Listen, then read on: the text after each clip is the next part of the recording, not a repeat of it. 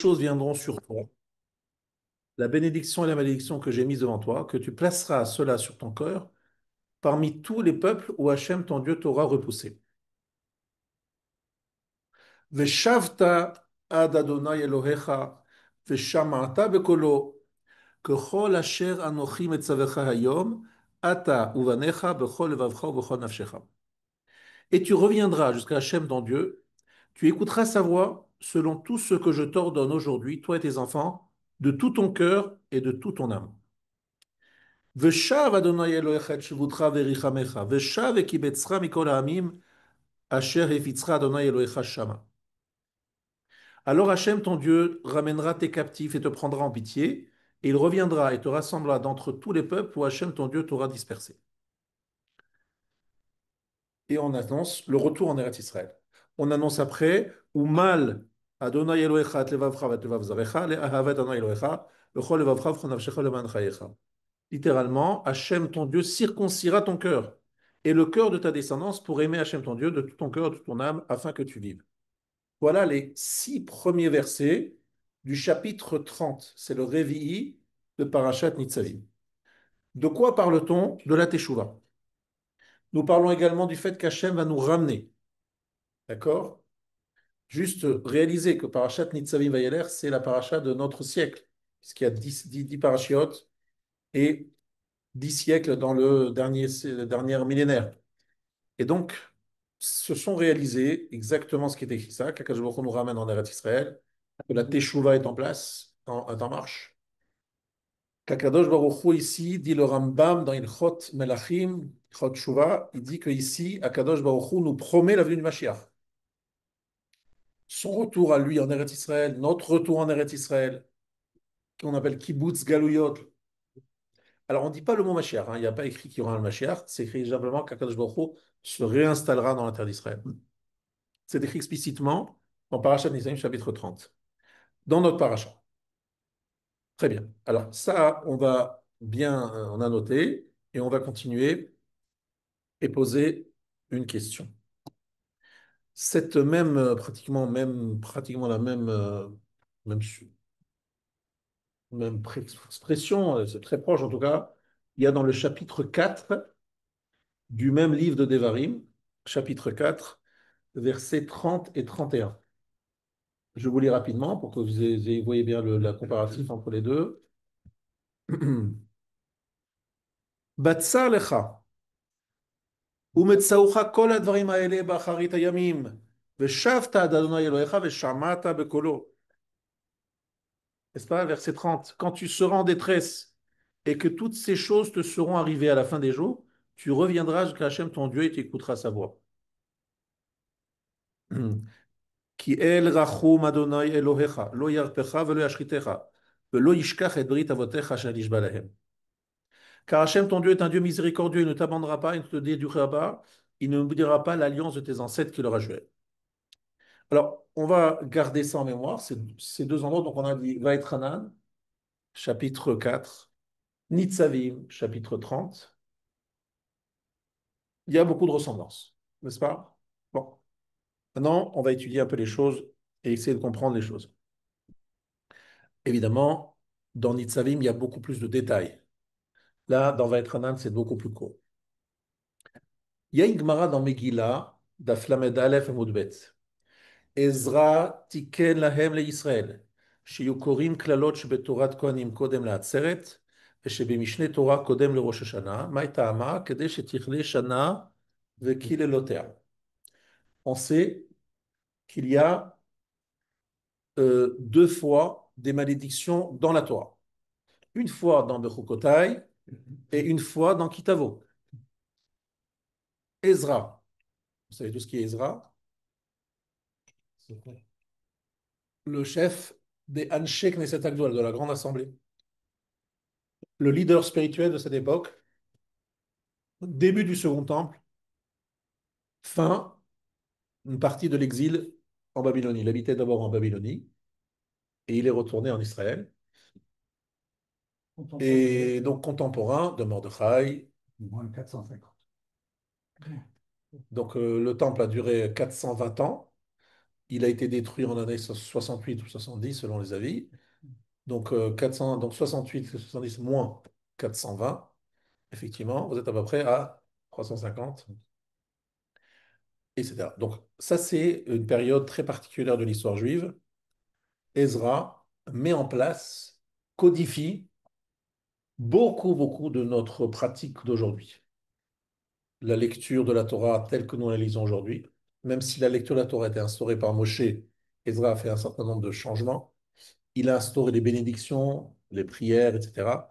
D'une certaine façon, vraiment, c'est à lui qu'on doit énormément. Baruch She'amar est un texte qui est tombé du ciel. Non, c'est un pétek, pétek. Bon, mais c'est une façon de parler, mais c'est comme s'il y avait un papier, un parchemin tombé du ciel avec le texte de Ezra, de Baruch She'amar dans le Beth Midrash de Ezra et de ses 120 sages. Toujours, c'est une période assez particulière de l'histoire juive parce que 120 sages de ce niveau-là, assis dans la même salle et qui prennent des décisions pour tout le peuple juif, c'est un bonheur incroyable. C'est vraiment là. Ils étaient 120? Ils étaient 120, c'est pour ça qu'il y a la Knesset aujourd'hui à 120. Et il y a 120, ils étaient 120, certains étaient prophètes. Oui. Hanania, Michel, Azaria, il y avait du beau monde, très beau monde. Et tous ensemble, dans une même salle, des sages incroyables de l'histoire juive et qui vont décider pour toutes les générations à venir de la codification, par exemple, de la Shemona Esrei. Il fallait le faire quand même, de savoir quoi écrire, comment écrire. C'est fort. Et à leur tête, Ezra, sauf elle. Et Ezra, il a instauré quelque chose d'assez particulier. Je voudrais que vous sachiez qu'on ne faisait pas toujours comme aujourd'hui la Torah tous les ans. À une période, on lisait tous les 3 ans. C'est-à-dire qu'on partageait la Torah d'une façon beaucoup plus courte. On lisait la Torah, Shabbat, mais le tiers de ce qu'on lit aujourd'hui, ce qui est rallongé de 2 ans. Moins de montée. Il y avait, les montées, c'est codifié par Ezra. 7 montées chaque Shabbat. Ah, d'accord. C'est Ezra qui l'a instauré. Oui, Mais des montées plus courtes. on chante. Voilà, exactement. Exactement. Ah oui, tu as raison. On le chante effectivement lorsqu'on va commencer l'after. Effectivement. La lecture, c'est Moshe Rabbeinu, mais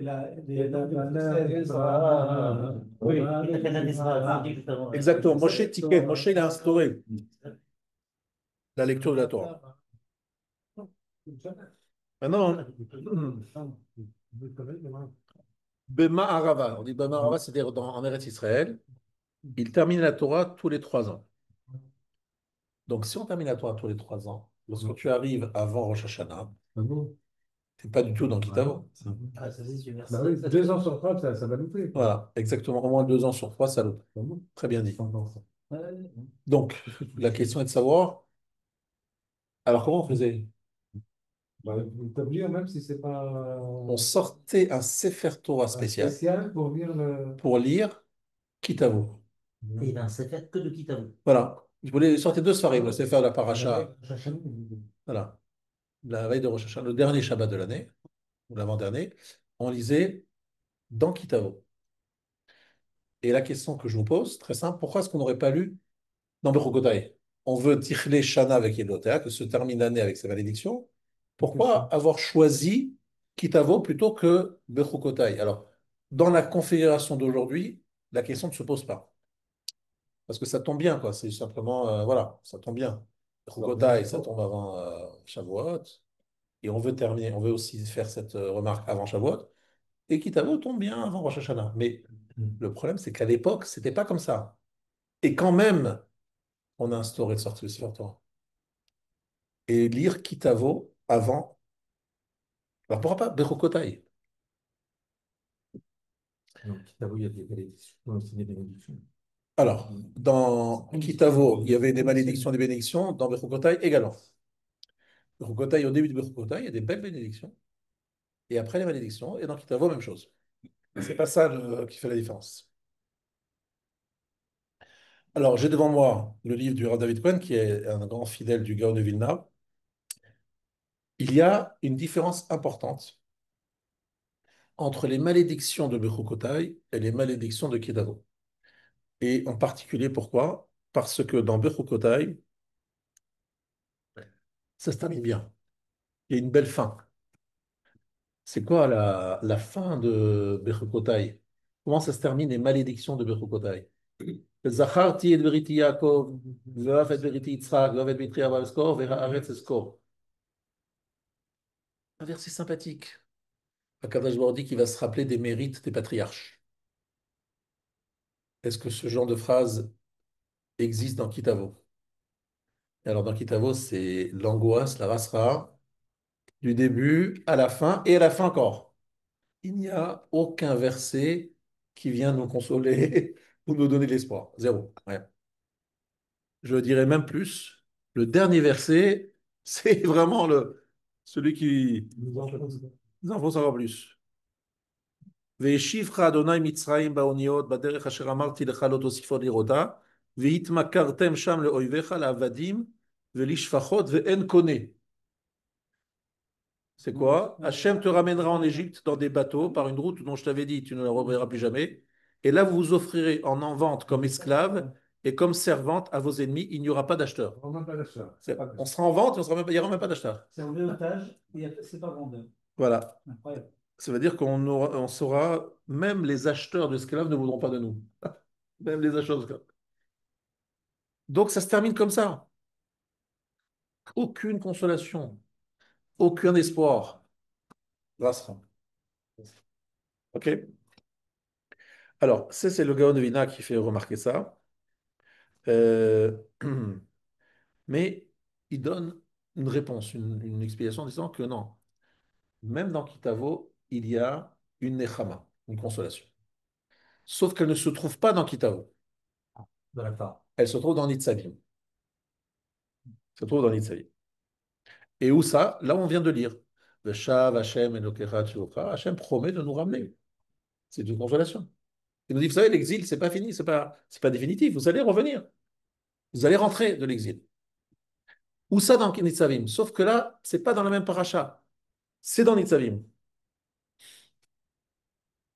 Mais en fait, dans Nitzavim, c'est présenté comme étant la fin des klalot. Ve'aya ki avu alecha kol advarim haele, habracha ve'haklala asher natati lefanecha, ve'ashevota elevavecha bechol hagoyim asher dicha adonecha shama, ve'shavta ad Adonai Elohecha. Ça veut dire que lorsque viendront toutes ces choses-là, la bénédiction et la malédiction que j'ai placées devant toi, et à ce moment-là, tu vas chez Vota Elvavecha. Là, tu prendras conscience, tu commenceras à te poser des questions, mais surtout, tu l'installeras sur ton cœur. Va chez Vota Elvavecha. Dis, mais qu'est-ce qui m'arrive? Pourquoi je suis là? Et donc, on prendra conscience. Veshavta, et tu feras tchouva. Donc, dans Nitzavim, on fait une allusion aux brachot et aux klalot de Kitavo. Et on nous dit qu'après, Akadosh Baruch Hu, lorsqu'on fera tchouva, écoutera, nous ramènera.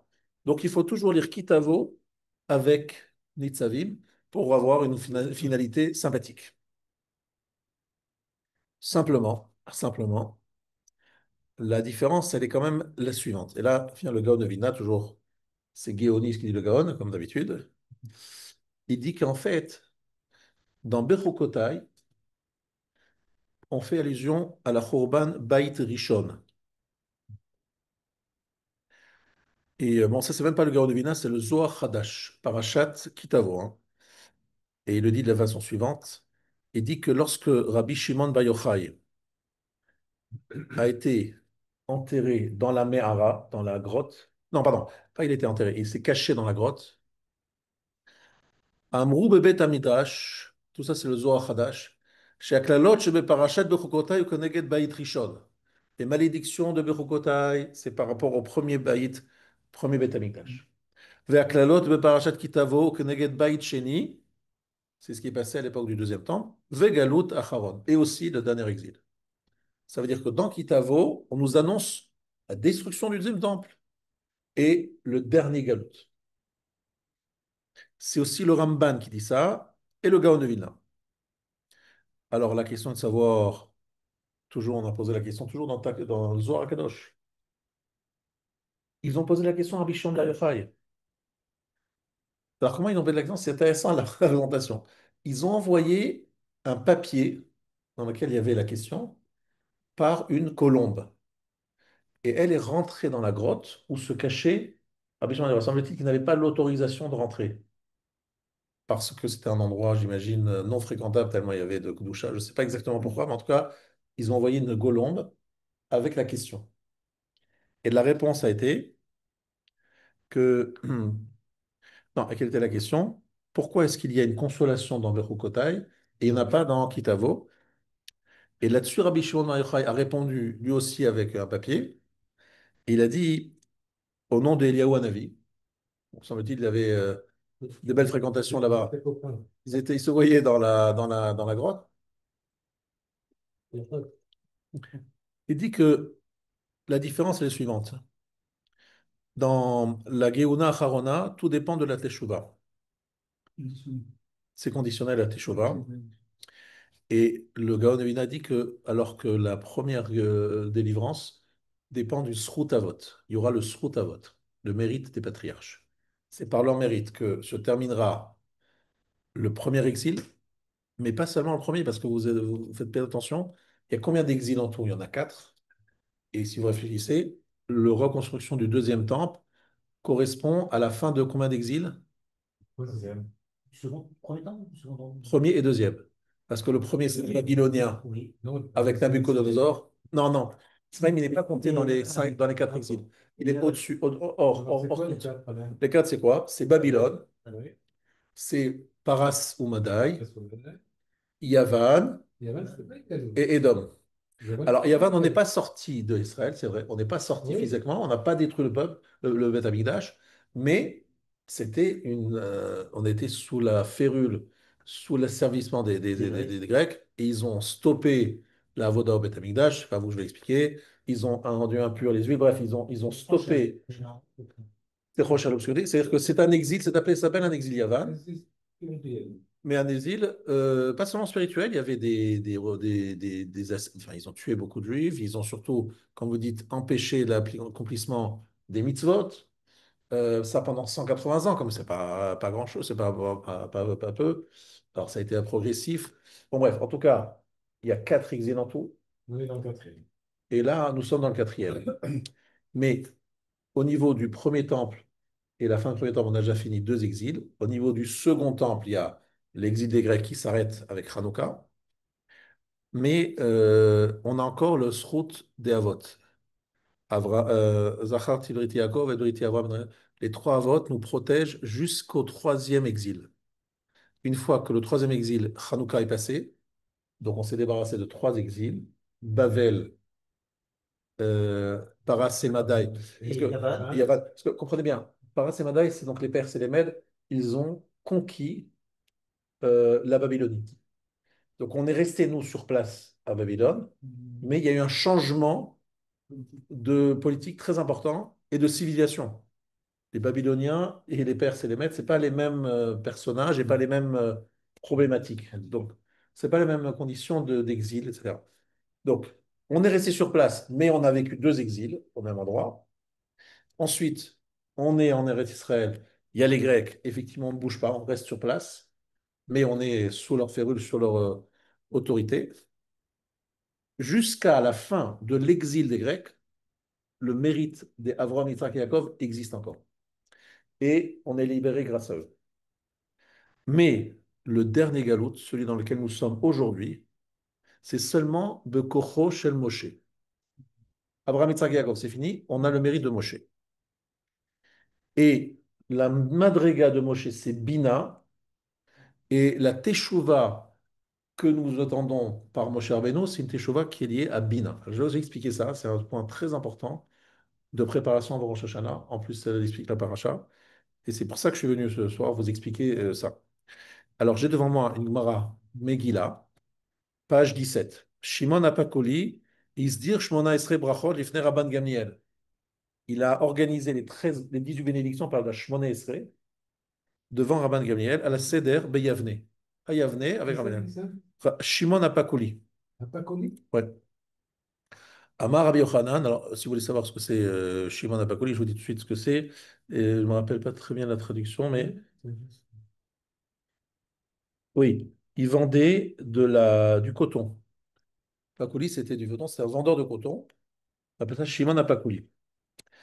Et Ils habitaient à Yavne. Et Rabbi Yochanan Amrei là, B'Metitatana, Me'av Esrim Zekenim. Il y avait 120 sages. Ubahem Kama Neviim, parmi eux plusieurs prophètes. Tikno, Shmona Esre Brachot à la Seder. Ont instauré les 18 bénédictions que nous avons aujourd'hui. Les Ansheng Setagdola, les 120 sages, etc. Et la Gemara explique, mais là je ne vais pas passer toute la Gemara, mais ce serait une Gemara très intéressante à étudier lentement et dans les détails. Pourquoi l'ordre que nous connaissons aujourd'hui des 18 bénédictions de Shemona Esrei est dans cet ordre et pas dans un autre. Et là, à Botaï, Oui, il y en a 19 d'ailleurs. aujourd'hui il y en a 19, ouais, effectivement. Et là, je vous dis ce qui nous concerne. Quelle est la première bénédiction des Bakashot? Voilà, il y a trois bénédictions avant, et puis on commence les demandes. Première demande, c'est Atachonen Adam Da'at. Exactement. Oui, là. Omar Raoul Omar Tshuva Achar Bina. Pourquoi est-ce qu'on parle de Tshuva? Vashivenu, Avinu le Torah Terre. C'est quoi? C'est la Tshuva. C'est la combienième? La deuxième. Vous avez le Bakashot. Elle suit quoi? Elle suit Date. le date. Mais ici, on ne parle pas de date. Maro lomar tshuva achar bina. Bina, pas date, bina. Dirtiv ou le vavo yafin, yavin, veshav verafalo. C'est un verset dans Yeshaya, chapitre 6. Levavo yavin, son cœur va comprendre. Veshav, vashav, il fera tshuva. Verafalo, et il sera guéri. D'accord? Donc, la Torah a voulu, enfin, les Chachamim ont voulu qu'on ait Chonenadat, mais pas Chonenadat, c'est Bina qui nous intéresse. Il y a écrit le mot Bina, on est d'accord dans cette bracha. Il y a écrit Dat, mais il y a écrit Bina. Voilà. Donc, on a voulu mettre Bina juste avant Tshuva. Donc, je reviens, ça c'est la Gemara dans Megillah, et je reviens au Gaon de Vilna qui nous dit que la Géoula Ha'acharona, la dernière Géoula, se fera par le mérite de Moshe. Et Moshe, c'est Bina. Et Bina, c'est Teshuvah, la Teshuvah par Bina. Et donc, c'est pour ça qu'il y a une coupure entre les klalotes et Parashat Teshuvah. C'est-à-dire qu'on a lu Kitavo avec les malédictions, mais on a dit pas de consolation. Et Anne a répondu, mais non, la consolation se trouve dans Nitzavim. Mais parce que dans Nitzavim, on parle de Teshuvah, et après, il y a la consolation. Ça veut dire qu'on ne peut accepter qu'une teshuva d'un certain niveau pour obtenir la consolation, le retour en Eretz Israël, la fin du Galout.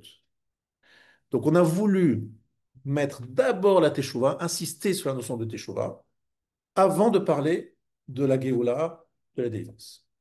Ce qui n'est pas le cas dans Bechukotai. Dans Bechukotai, on ne parle pas de ça. Dans Bechukotai, on dit, je me rappellerai du Srut Avot, c'est-à-dire il y aura le mérite à Avot.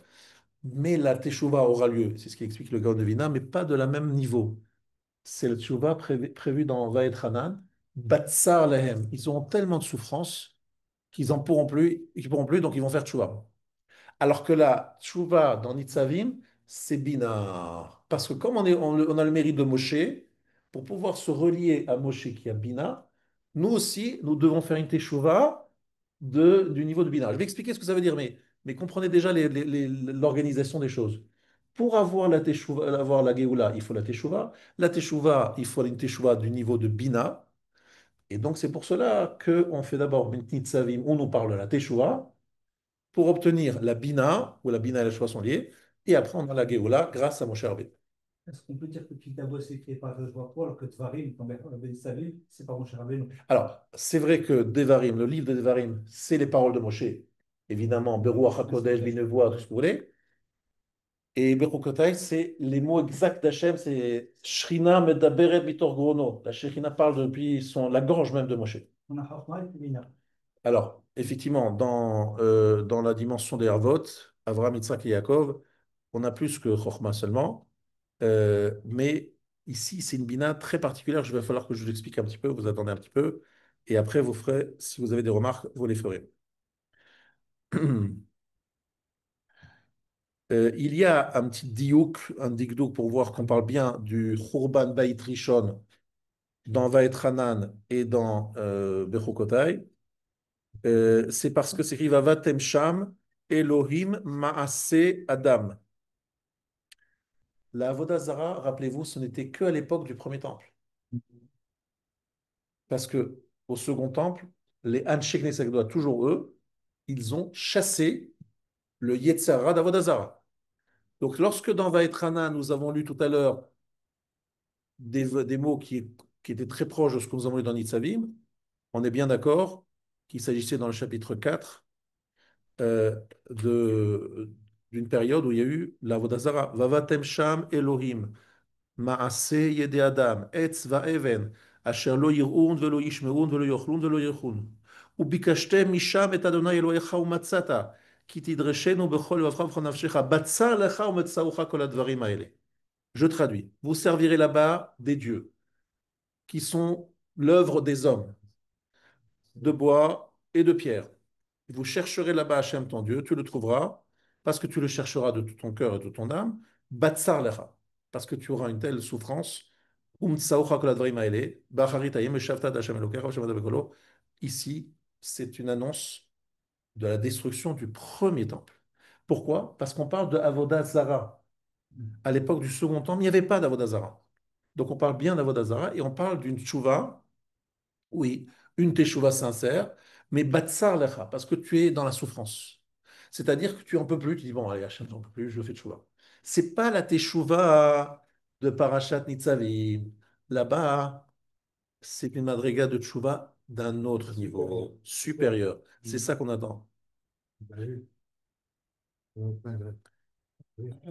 Alors, de ton plein gré, ça commencera d'abord par des souffrances, peut-être, mais il y aura une dimension de teshuva d'un autre niveau. Et c'est quoi ce niveau? Le niveau de la bina. Alors, je vais expliquer ce que ça veut dire, évidemment. Évidemment, c'est ça le but. Euh, Sachez que c'est un Zohar Kadosh qui dit que c'est une teshuva dans la madriga de bina, c'est une Maseret Megillah, on l'a expliqué. Alors, Rabbeinu Yona, commençons par rapporter Rabbeinu Yona dans Sha'ar Teshuva. Yavin levavo, Yavin levavo, Kira vamar ozvo et Hashem.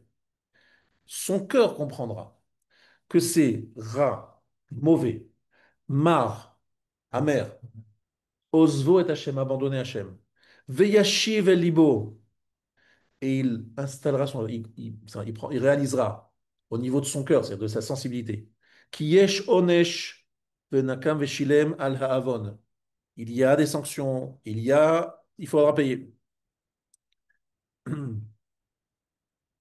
Je vous cite ici Rav Baruch Ber Leibovitch dans son Akdama de Birkat Shmuel, qui cite ce Zohar Kadosh. Bina hi tshuva. Ikar akibus ve'atahara me'achet oledei shenavin lavosh me'Hashem yitbarach uliterimenu. La principale purification de la tshuva, c'est lorsque nous comprenons que nous devons avoir honte d'Hachem et nous devons le craindre. Yavina Adam, dit le Maharsha, Godel Cheto, ou Keneged Mi Chata, Vada Yashuv Bitshuva Shlema. L'homme doit comprendre la gravité de la grandeur de sa faute, et de face à qui il a fauté, et alors c'est sûr qu'il va faire une teshuva. Ça veut dire que c'est une prise de conscience. Ça veut dire qu'il y a une havana, lehavin, yavin levavo. Alors vous allez me dire, mais c'est sûr que je le comprends, pas besoin de faire une langue de truc, je le comprends. Non, yavin levavo. Ça doit être havana talev, bina talev. Et ça, c'est pas facile. C'est pas simple, parce que on comprend avec la tête, on peut faire des shiurim là-dessus, mais l'yavin levavo, c'est pas la même chose. La honte devant Hachem, la crainte devant Hachem. Alors, je vais évidemment construire au fur et à mesure. Donc c'est ça qu'on entend par tes choix. Alors justement, je vais l'expliquer. Et ça, c'est le point le plus important. C'est euh, déjà dans Kitavo, déjà dans Kitavo, euh, il y a une phrase qui est très intéressante à noter. C'est la phrase qui est tout à la fin, la dernière phrase. Ushmartem et divrei habrit azot vasitem otam. Leman taskilu et kol asher ta'asun. Afin que vous réussissiez tout ce que vous... Ouais, taskilu, c'est réussir, mais c'est aussi sechel. D'accord, taskilu. Donc, il y a dans Nitzavim une notion de sechel. Le Rambam, dans le 11e chapitre de Ilchot Melachim, nous dit que Akadosh Baruch la Torah témoigne de la venue du Mashiach dans Parashat Nitzavim en disant Veshav Hashem Elokecha Tshuvutra V'Yichamecha. Les versets que nous avons lus, chapitre 30, dans la Parashat de Nitzavim, révèlent, annoncent la venue du Mashiach. Alors, on ne dit pas clairement le Mashiach, mais on annonce qu'il y aura une rédemption, qu'il y aura un retour en Eretz Israël et un retour vers les valeurs. Ivticha Torah, les mots du Rambam. Chez Sof Israël Asot Tshuva. La Torah promet que les Juifs finiront par faire Teshuvah. Besof Galutan, à la fin de leur exil. Ou Mizehem Nigalim. Et de cela, par cela, ils vont être libérés. Parce qu'ils vont faire Teshuvah. Mais quel niveau de Teshuvah? On a expliqué que c'est la Teshuvah de Lehavin, de Bina. Alors, il faut bien comprendre ça. Et il faut bien comprendre, c'est pas ça, il faut expliquer, c'est ça qu'il faut expliquer. Si c'est ça notre travail, et c'est ça qui nous amène à Géoula Atida, et c'est ce qui va, et nous dit le Gaon de Vilna, c'est ce qui se passe au mois de Tishri. Parce qu'au mois de Tishri, il y a Aseret Yom Teshuvah, il y a 10 jours de pénitence. Alors, à partir du troisième jour, c'est-à-dire le 3 Tishri, il y a le premier Tishri et le 2 Tishri, c'est Rosh Hashanah. Le 3 Tishri, on change de mode. On jeûne, on fait Hacham, nous, Bagan, nous, vidouille, mais pendant Rosh Hashanah, rien. Et donc, or, ça fait partie des Aseret Yom Teshuvah. Où est la Teshuvah de Rosh Hashanah? Il n'y a pas de Teshuvah Rosh Hashanah. On n'a pas le droit de citer. Tu dis, il y a le shofar. Mais en quoi c'est une teshuvah, le shofar? Et en quoi il y a des mots de teshuvah dans Rosh Hashanah? Pourquoi c'est les premiers jours de teshuvah, les 2 jours de Rosh Hashanah? C'est ça la question que pose le Rav. La petite sera je sais pas. Le mérite Il y a le mérite d'Akedat Yitzhak, il y a le shofar, mais ce n'est pas une teshuvah. ici. Tu dis que lorsqu'on écoute le shofar, ça éveille à la teshuvah. Ça éveille le cœur et là on parle de peur. Exactement. Mais ici, je vais aller un peu plus loin. Les 2 jours. Oui, comme je bien sûr. Quel est le point le plus important de Rosh Hashanah? Alors, le Rav Israël Salanter, dans la 7e lettre, parce qu'il y a plusieurs igarotes, plusieurs lettres qu'il a écrites, la 7e lettre, il dit Amagen Harashi. C'est quoi le Magen Harashi? Le protecteur Principal. principal. Magen Harashi. Bedin Shel Rosh Hashanah. Ou Shivron Halev. C'est le cœur brisé. D'où il apprend ça? Kol shana sheracha bitrilata mit asheret besofa. Toute année qui est pauvre à son début, elle s'enrichit à sa fin. Ça dit comme ça, on ne comprend pas ce que ça veut dire. Reshit shana, c'est écrit sans aleph. Dans certains endroits, Rash et Rosh. Rash, c'est quoi? Un pauvre. Et Rosh, c'est quoi? C'est la tête. Pourquoi? Et Reshit shana, c'est le début de l'année. Donc il y a ici un jeu de mots très intéressant en disant c'est pratiquement les mêmes lettres. Roche, c'est le début, Rach, c'est le pauvre. Sois pauvre au début. C'est pas être pauvre au début, ça veut rien dire ça.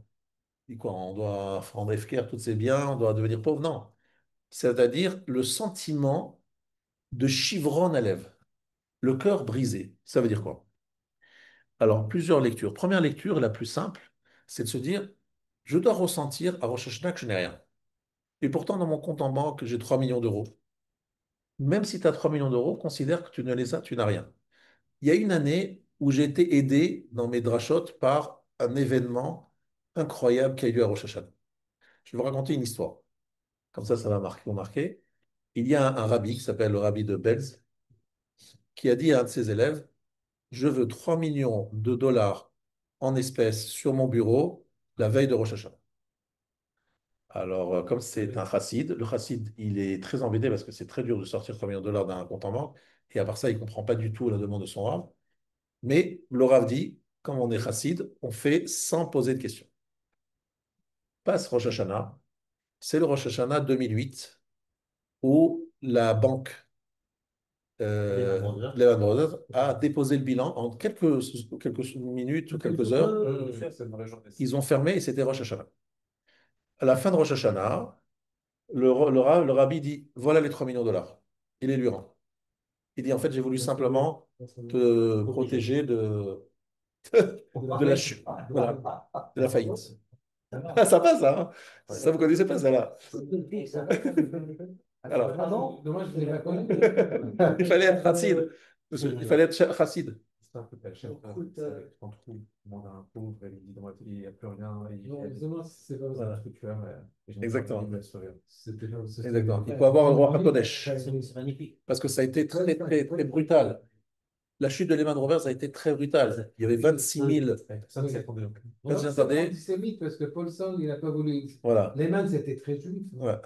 Et en plus, 26 000 employés qui se sont retrouvés du jour au lendemain sans emploi. Donc, Et il a sauvé d'autres banques avant et voilà. après. Voilà. Juste celle-là, il a Juste pas- celle-là, vous savez. Et c'est en fait très intéressant. Ouais. Goldman Sachs a été sauvé par Lehman Brothers. Et en fait, qu'est-ce que ça veut dire? Ça veut dire tout simplement que là, ce Rosh Hashanah-là, c'était facile de faire une dracha, mais il fallait le connaître avant que ce qui allait se passer. Mais C'est ça la force. Rash Mitrilater, c'est-à-dire j'ai tout, j'ai un compte en banque bien garni chez Lehman Brothers, et le lendemain, je n'ai plus rien. On a vu ça aussi dans le crash boursier. Quelqu'un peut avoir, je ne sais pas quelle grande personne très riche avait des actions qui valaient, je ne sais pas combien avant. Les plus grosses En sociétés. quelques instants, il n'y a plus rien, ça ne vaut plus rien. 1929, les gens sautaient par les fenêtres. 29. Et il n'y a pas seulement, pas moins que 29, il y a eu, il n'y a pas si longtemps. Ça veut dire quoi? Ça veut dire qu'en fait, il y a la notion de Rash. Rash, ça veut dire, à Rosh Hashanah, je dois tout gagner. C'est-à-dire, rien n'est acquis. Rien n'est à moi. Tout est les cartes sont jetées. Mais on n'est pas la notion de simcha. Alors, une seconde. Donc, une seconde. Ça veut dire que je dois être dans un sentiment de chivron à lèvres, dans le sens que le sens chivron à lèvres, lorsque je suis dans la tfila. Peut-être pas pendant le moment où vous êtes en train, à la table, en train de truc, mais d'une façon générale, sentir que je suis entièrement talouille, dépendant, suspendu. Et tout ce que j'avais l'année dernière ne veut absolument rien dire par rapport à l'année prochaine. Je dois tout gagner à nouveau. Il y a effectivement ce sentiment-là de rage, de pauvreté. Dans le sens pauvre, vous avez compris, totalement dépendant. Et cette notion de Shivan, c'est-à-dire que l'orgueil, vous voyez, Rosh Hashanah, l'orgueil, c'est le contraire de Rosh Hashanah. L'arrogance, c'est le contraire de Rosh Hashanah. C'est pour ça qu'on nous dit que le chauffard doit être incurvé. Parce que, pourquoi il n'était pas. Parce qu'il y a des chauffarottes, on aurait pu faire des chauffarottes droits. Pourquoi est-ce qu'on les fait comme ça? Pour dire il faut baisser la tête. Kama de kaif inish tve. Plus l'homme il baisse la tête, plus l'homme montre de l'humilité, plus l'homme montre qu'il ressent une dépendance, plus cet homme sera sauvé à Rosh Hashanah. Ça, il faut bien comprendre ça.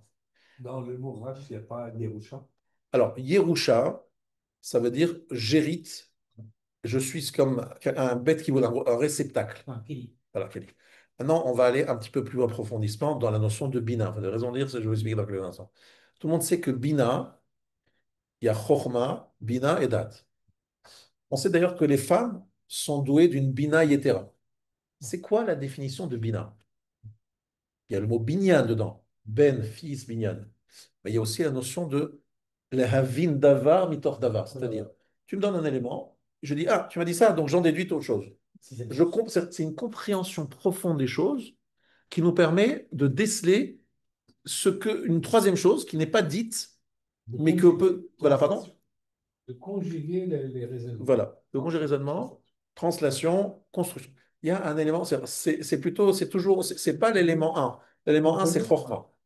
C'est recevoir les connaissances.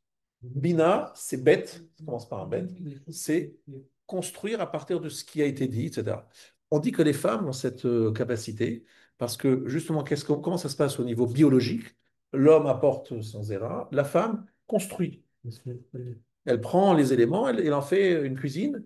Vous amenez les courses et elle prend les éléments, elle va en faire des bons plats. Cette notion de côté féminin, parce qu'on ne va pas parler de la femme, mais de côté féminin, cette capacité de recevoir, d'être un réceptacle, mais ce réceptacle n'est pas neutre, C'est un résultat qui va transformer, construire, etc. C'est la notion de bina. De sortir le potentiel de la matière première. Voilà, la matière première, la transformer et en donner un élément pour créer un troisième élément. Ça, c'est la notion de bina. Ça veut dire que le jour de Rosh Hashanah, Akadosh Baruch Hu, il est en train de nous donner, en tout cas, il est prêt à donner. Sinon, on est prêt à recevoir, comme représente la notion de bina, et nous dire, bon, si Hachem, tu me donnes encore un an de vie. Vous avez compris, c'est ça l'idée. Hachem, il est là, je dis, vous voulez un an de plus supplémentaire dans le santé, de vie bien agréable? Ah oui, on est tous demandeurs. Oui, mais pourquoi faire? C'est là qu'il faut être, faut être en force de proposition. Dire à Kadosh Baruch Hu, d'accord, tu nous donnes, ça ne dépend que de toi, on va le recevoir, mais on va en faire quoi? Donc on est là en train de dire, je vais construire, je vais faire, je vais. Vous êtes obligé de proposer quelque chose, un projet, pour qu'il y ait une certaine bina. Mais ça demande une conscience que rien n'est acquis et que je reçois tout à condition. Prenons un exemple très simple. Vous êtes dans une société et vous êtes employé dans cette société. Cette société, elle vous donne des outils. Elle vous donne, je dis, monsieur, vous avez prêté des très bons outils qui vont coûter très cher. C'est parce qu'on attend de vous que vous utilisiez ces outils à bon escient pour créer, par exemple, une maison. Vous êtes dans le BTP. Donc, vous recevez des éléments, vous devez en faire une construction. Akadosh Baruch Hu nous dit, je vais tout te donner à Rosh Hashanah. Mais pour pouvoir te donner, tu dois être dans une position de bina, de havana, qui va me convaincre que je vais te donner les éléments, les outils, que tu es prêt à faire. Mais si tu viens arrogant, en faisant croire que tout est acquis, moi je suis en bonne santé, j'ai de l'argent, donc tu n'as besoin de rien, je te donne rien. Donc vas-y, consomme ce que tu as et mange quelque part ton capital. Mais si tu veux reconstruire et recevoir, il faut être capable d'être Bevin, Lehavin. Et là, il y a un Nishlev Nishbar, venir comme un vache, un pauvre, à la porte, s'il te plaît, j'ai besoin. Si on est dans cette attitude-là, Hachem y répond. Donc ça, c'est la paracha de Nitzavim qui continue Kitavo. Kitavo, la Géoula finale, ne viendra qu'à une condition qui est une Teshuva de qualité. Cette Teshuva de qualité dépend de Bina. Et pour que la Bina puisse se mettre en place, il faut qu'il y ait une Havana, une compréhension, qu'on est rage comme des pauvres. Mais dans Bechukotai, c'était tout à fait autre chose. Akadosh Baruch Hu a voulu qu'on lise, Ezra pardon, a instauré, qu'on lise les klalotes de Kitavo avant la nouvelle année. Mais pourquoi? Parce que Ezra, il est au début du second temps, que finalement on a déjà terminé tous les Srutavot, et que maintenant il va falloir se mesurer à la Géoula Acharona, à la dernière délivrance. Donc c'est pas Mechukotai, Mechukotai, c'est fini. C'est consommé. C'est consommé. Maintenant il va falloir trouver Moshe Rabbeinu. Mais pour se relier à Moshe Rabbeinu, il faut Bina. Et pour avoir Bina, il faut être Yavin, comprends. Et dans quelle situation tu es? Yavin qui rave amar Osvot Hashem. Comprends que c'est pas bien de donner Hashem. Comprends-le, c'est ressens-le. Et c'est ça la notion de la hashiv et la lève. Qui mitochlev nishbar, yavo ha'adam lehitbonen velashuv bitshuva. C'est seulement lorsque le cœur est brisé que l'homme vraiment va réfléchir, il va faire une tshuva amitit. Alors ça, euh, je voudrais conclure mon shiur en disant qu'en fait, j'ai posé une question au départ. Pourquoi est-ce qu'on va sortir le Sefer Torah de Kitavo, même lorsqu'on n'est pas, j'ai dit que c'est même si Kitavo ne tombe pas à ce moment-là. La séquence. Dans les 3 ans. Voilà. Parce qu'on veut tirer Shana Vekilelotea. On veut en finir avec la lot. C'est quoi finir avec la lot? C'est qu'on veut que l'homme, en écoutant les klalotes, soit très, très ébranlé. Donc on va avoir un lève nishbar. On va écouter Nitzavim. Et là, on va écouter la tshuva accompagnée de la nechama, de la consolation. Donc là, on est prêt à passer Rosh Hashanah. Parce que à Rosh Hashanah, on va obtenir la shvira. L'homme, il va être brisé. Il va être dans une situation de dépendance, de rage. Il va demander de tout son cœur. Le vavo yavin, il va bien comprendre. Voilà comment on se prépare à Rosh Hashanah. Voilà ce que je voulais partager avec vous ce soir. Il y a nos chauffards, il y a un petit terroir et sur la Exactement. Zichron terroir, ça s'appelle, tu vois, le mot terroir est écrit explicitement dans Rosh Hashanah. Non, oui. et Pas pas, de shalom. et pas tekia. Tekia, c'est écrit de façon allusive. C'est gentil également. Mais teroa représente, comme tu dis, teroem beshevet barzel. Brise-les. Teroem et la chonne teroa. Teroem, c'est briser. Raoua.